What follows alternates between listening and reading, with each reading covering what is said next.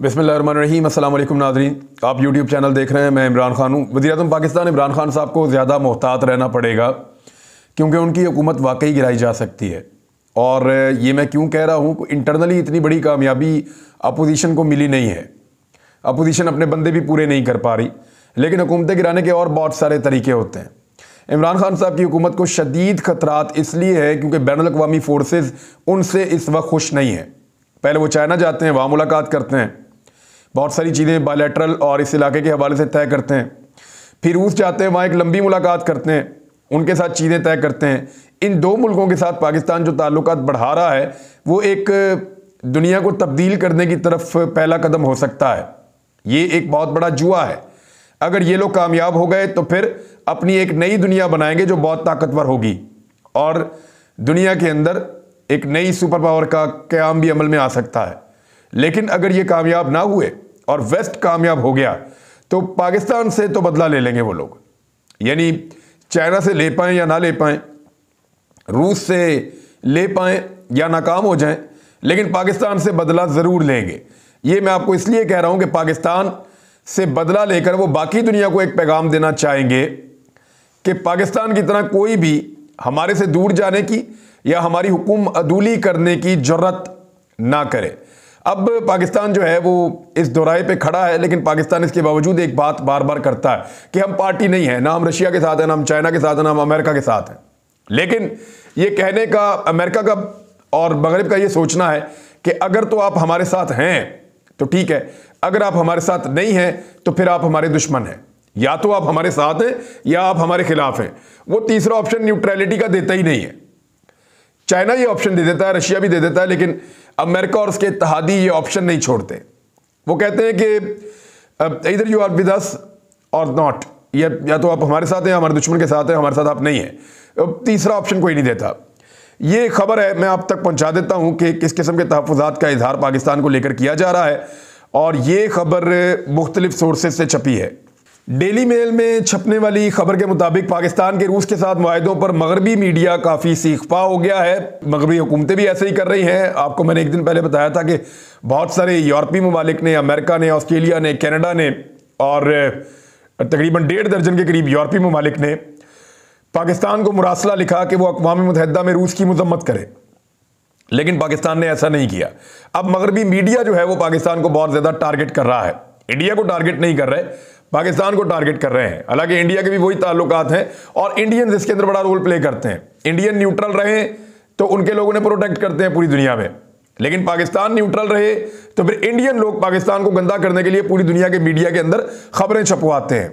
Daily mail, और वैसे भी पाकिस्तान ने सोवियत यूनियन को तोड़ा था, इंडिया कभी ये नहीं कर सकता था। तो इस बात का पता है दुनिया को कि पाकिस्तान कितना इंपॉर्टेंट है और इस खित्ते में क्या कर सकता है। लिहाजा पाकिस्तान को हमेशा अहमियत दी जाती है, इवन भारत से भी ज्यादा। डेली मेल के मुताबिक यूक्रेन पर हमले के बाद रूस के साथ पहले नए तजारती मुआहदे पर दस्तखत करते हुए पाकिस्तान व्लादिमीर पुतिन की हमायत करने वाला पहला बड़ा मुल्क बन गया है। वज़ीर-ए-आज़म इमरान खान ने कौम से खिताब जो किया था उसका उन्होंने हवाला दिया।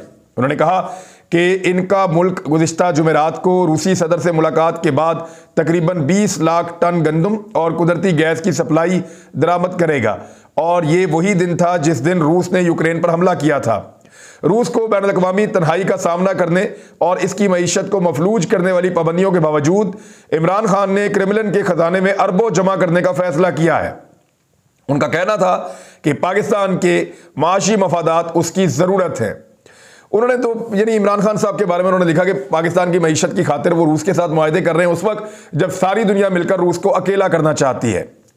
फिर इमरान खान साहब के इंटरव्यू के हवाले से या उनका जो खिताब है उसके हवाले से अगला स्टेटमेंट ये लिखा गया कि क्योंकि हमें रूस से 2 मिलियन टन गंदम दरामद करनी है, दूसरा हमने कुदरती गैस की दरामद के लिए उनके साथ मुआहदे किए हैं क्योंकि पाकिस्तान के अपने गैस के ज़खायर ख़त्म हो रहे हैं। खान ने मजीद कहा कि इंशाल्लाह वक्त बताएगा कि हमने बहुत अच्छी बातचीत की है।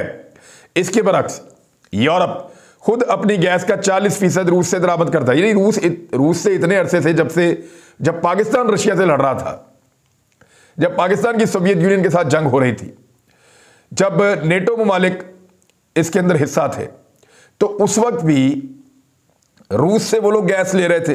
जब खुद गैस ले रहे हैं, खुद तरक्की कर रहे हैं, रशिया से ले रहे हैं, तो कोई फर्क नहीं पड़ता। आज भी ले रहे हैं, आइंदा भी लेते रहेंगे। लेकिन जब पाकिस्तान ले, इंडिया ले, चाइना ले, एक्चुअली गैस आएगी, तरक्की होगी, इंडस्ट्री लगेगी। वो कहते हैं ये कौन है? यानी आपने उनके बयानात में नहीं देखा कि हमारे जैसे दिखते हैं, हमारे जैसे लोग हैं, उनको गोरी चमड़ी, नीली आंखें, अपनी तरह के बाल, अपनी तरह की वज़ाकता, और वो लोग उनको बहुत पसंद है। उनको लगता है उनको जीने का हक है, वो फर्स्ट वर्ल्ड नेशन है। रो रो के कह रहे हैं कि ये और यूरोपीय यूनियन पे अटैक हो गया, ये यूरोप है। अभी एक सहाफ़ी है, वो बरतानिया के वज़ीर आज़म बोरिस जॉनसन के सामने खड़ी है, नीदरलैंड की। देखें, उनका दुख समझ सकते हैं, उनके मुल्क के ऊपर अटैक हुआ है, लेकिन ये नौबत यहां तक क्यों पहुंची? उसके लिए नेटो सबसे बड़ा रिस्पॉन्सिबल है। नेटो अपने हथियारों को रूस के करीब लेकर आ रहा था। रूस को लगता है कि ये हथियार कल को उसके खिलाफ इस्तेमाल होंगे और उसको रोकेंगे और उसके मफादात के ऊपर ज़र्ब लगाएंगे। लिहाजा उसने इनको मना किया, ये मना नहीं हुए। उसने यूक्रेन की हुकूमत से कहा कि आप अपने आप को नेटो का हिस्सा ना बनाएं और ना ही आप यूरोपीय यूनियन के अंदर जाकर घुसें। आप हमारे साथ बेहतर हमसायों की तरह रहें, इस टसल का हिस्सा ना बने। लेकिन यूक्रेन नेटो की बातों में आ गया, अमेरिका की बातों में आ गया, और उनको बहुत ज़्यादा चांदनी नजर आई, उनके साथ खड़े हो गए। रूस को ये जवाब मिल गया, ये हमले का जवाब तो कोई नहीं होता, लेकिन रूस को ये जवाब मिल गया कि वो अटैक कर दे, ये कहते हुए कि जनाब हमारा मुस्तकबिल खतरे में है। उसको सिक्योर करने के लिए इस वक्त यूक्रेन के ऊपर हमला करना बहुत ज़रूरी है।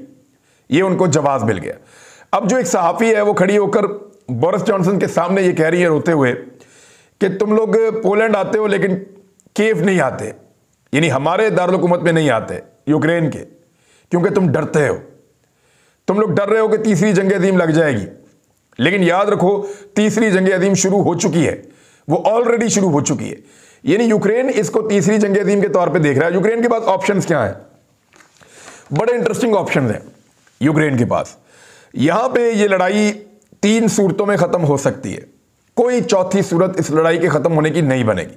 आलमी सतह पर तज्ज़ियाकार ये कह रहे हैं, जंगी माहिरीन ये कह रहे हैं, रशिया के अंदर भी ये डिबेट हो रही है, चाइना के अंदर भी ये डिबेट हो रही है, और मगरबी मीडिया के जो दानिश्वर न्यूट्रली इन चीज़ों को इसका एनालिसिस कर रहे हैं वो भी यही कह रहे हैं कि 3 ही रास्ते हैं इस जंग को ख़त्म करने के लिए।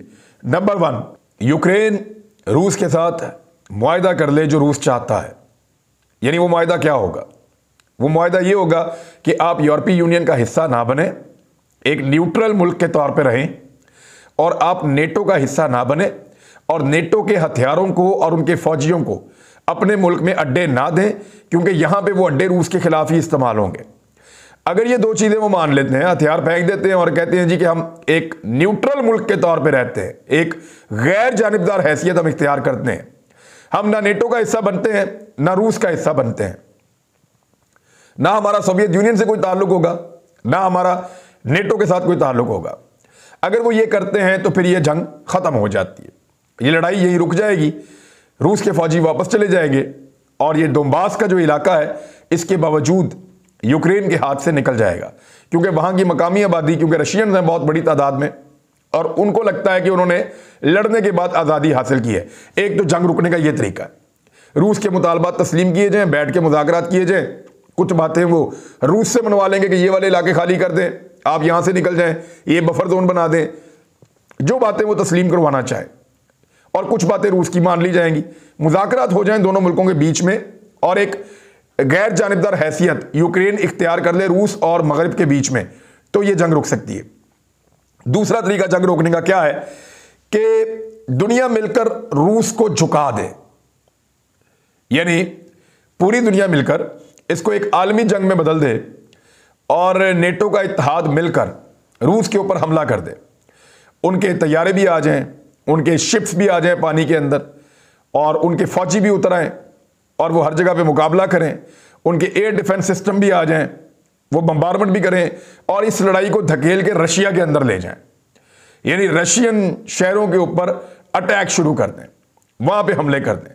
तो ऐसी सूरत हाल में रूस को तोड़ दें, झुका दें, फौजी शिकस्त दे दें, लेकिन ये एक आलमी जंग होगी, क्योंकि इसके अंदर बहुत सारे ऐसे मुल्क हैं जो रूस के हमायती भी हैं, यानी सेंट्रल एशियन ममालिक हैं, रूस का अपना भी एक इत्तेहाद है, बेलारूस और चीचनिया भी इसके अंदर कूद जाएंगे, चाइना भी इस लड़ाई का हिस्सा बन सकता है मुबैना तौर पे, और ये लड़ाई मजीद फैल सकती है ईरान के शामिल होने के बाद, क्योंकि ईरान मुमकिन तौर पे फ़ायदा उठाते हुए इसराइल के साथ लड़ाई शुरू कर देगा, क्योंकि इसराइल इतनी ताकत हासिल कर रहा है कि मुस्तकबिल में वो ईरान को टारगेट करना चाहता है। और इससे पहले कि इसराइल उतना ताकतवर हो जाए, ईरान चाहेगा कि उसके साथ पहले ही किसी बहाने दो दो हाथ कर ले। तो ये एक आलमी जंग बन जाएगी। तो क्या नेटो ममालिक इसका रिस्क लेना चाहते हैं या ले सकते हैं? लेकिन एक आलमी जंग की सूरत में नेटो के ममालिक मिलकर रशिया को शिकस्त जरूर दे सकते हैं, क्योंकि ताकत का तवाजुन फिर बिगड़ जाएगा और इधर एक एटमी जंग का खतरा भी कायम रहेगा। क्योंकि कोई भी मुल्क जब बहुत बुरी तरह शिकस्त खा रहा होता है तो वो अपना वो हथियार भी इस्तेमाल कर लेता है जिसको सिर्फ डराने के लिए या डेटरेंस के लिए उस मुल्क ने रखा हुआ होता है। आखिरी ऑप्शन जो है ना, वो तीसरा ऑप्शन है, और ये ऑप्शन इस वक्त पूरी दुनिया ने अडॉप्ट किया हुआ है। मगरबी ममालिक इस वक्त इसी ऑप्शन पे काम कर रहे हैं और इस ऑप्शन के जरिए वो चाहते हैं कि कामयाबी मिले और जंग रुक जाए। ये ऑप्शन ये है कि पूरी दुनिया मिलकर रूस के ऊपर पाबंदियां लगाए, रूस को तन्हाई का शिकार करते, रूस खारजी मुहाज पे अपने आप को अकेला महसूस करे, तन्हाई का शिकार और परेशान हो जाए, और उसके अंदर इतना दबाव बढ़े रूस के अंदर से कंपनियों का, सरमायाकारों का, अपोजिशन का, पॉलिटिकल पार्टीज का, कि रशिया को ये अंदर से महसूस होना शुरू हो जाए कि ये जंग रोकने में उनकी भलाई है। फौरी तौर पे उनको ये जंग खत्म कर देनी चाहिए। उसके लिए मगरबी ममालिक को मशरकी ममालिक की हमायत दरकार है, खास तौर पे पाकिस्तान की, चाइना की, भारत की और सेंट्रल एशियन ममालिक की। ईरान के लिए भी वो चाहेंगे कि उसको कोई ना कोई पैकेज देकर उसकी भी मदद हासिल करें रशिया के खिलाफ। यानी ये एक ऐसा जाल होगा जिसमें रशिया फंस जाएगा, लेकिन उसके लिए वो ताकत उनको नहीं मिल रही मगरबी ममालिक को। मगरबी ममालिक तो सारे इकट्ठे हैं, लेकिन जो मशरकी ममालिक हैं जिसके अंदर मिडिल ईस्ट के कुछ मुल्क हैं, ईरान है, चीन है, पाकिस्तान है, इंडिया है, अफगानिस्तान है और सेंट्रल एशिया के बहुत सारे मुल्क हैं, ये ममालिक मिलकर अभी तक खुलकर रूस के सामने खड़े नहीं हो रहे, ना ये ममालिक मुजम्मत कर रहे हैं। इनके मुजम्मत ना करने की वजह से वो माहौल नहीं बन रहा जिस माहौल में रूस को आलमी तन्हाई का शिकार किया जा सकता है। लिहाजा ये वाला फॉर्मूला बहुत मुश्किल है। इसके लिए पाकिस्तान की और इस खित्ते में मौजूद मुल्कों की मदद चाहिए आलमी ताकतों को, और वो अभी नहीं मिल रही। इस फार्मूला में रशिया को पहले से अंदाजा था कि पाबंदियां भी लगेंगी। उनको पता था कि ये एक ऐसी लड़ाई है जहां कश्तियां जलाकर जाना पड़ेगा, और अगर इस लड़ाई के अंदर पाबंदियों से डरकर, दबाव से डरकर, आलमी तन्हाई के शिकार होने से डरकर अगर रशिया पीछे हटता है, तो याद रखिएगा कि नेटो को हमेशा के लिए रूस के खिलाफ आगे बढ़ने का एक जवाब मिल जाएगा। नेटो आगे बढ़ेगा, मजीद वुसअत इख्तियार करेगा, मजीद मुल्कों को शामिल करेगा और यूक्रेन नेटो का हिस्सा बन जाएगा। नेटो के हथियार भी यूक्रेन और सराउंडिंग में पहुंच जाएंगे और रूस के लिए हमेशा के लिए खतरा पैदा हो जाएगा। रूस इन सारी चीजों की असेसमेंट करके इस जंग में गया है। ये 3 मुमकिन हल हैं इस लड़ाई को रोकने के, और कोई तरीका हो नहीं सकता। कुछ डिटेल्स हैं वो मैं आप तक पहुंचाता हूं कि अब 7वें दिन लड़ाई के हो क्या रहा है। रूस का दारुल हुकूमत कीव जो है उसके टीवी टावर पर हमला हुआ है और वहां पे 5 अफराद हलाक हुए हैं। यूक्रेन के दारुल हुकूमत कीव के मरकजी टेलीविजन टावर पर रूसी फिजाई हमले में कम से कम 5 अफराद की हलाकत की इतला आई है। AFP के मुताबिक शहर में धमाके की आवाज सुनाई दी, जिसके बाद बाबी यार डिस्ट्रिक्ट में वाक़े इमारत से धुआं देखा गया। ये बाबी यार जो है ना, ये बहुत अहम जगह है बाबी यार, और इस जगह को दूसरी जंग अजीम के साथ जोड़ा जाता है। इसीलिए यूक्रेन का जो सदर है उसने ट्वीट में कहा कि अगर बाबी यार पर बम गिरने पर दुनिया खामोश रहती है तो फिर 80 साल तक दोबारा ऐसा नहीं होगा। कहने का कोई फायदा नहीं। यानी लोग ये कहते हैं 80 साल से ये कहते आए हैं, 80 साल क्यों कह रहे हैं वो? 80 साल पहले होलोकॉस्ट के मुतासरीन को यहाँ पर कत्ल किया गया था बाबी यार में। वहाँ यादगार भी बनाई हुई है।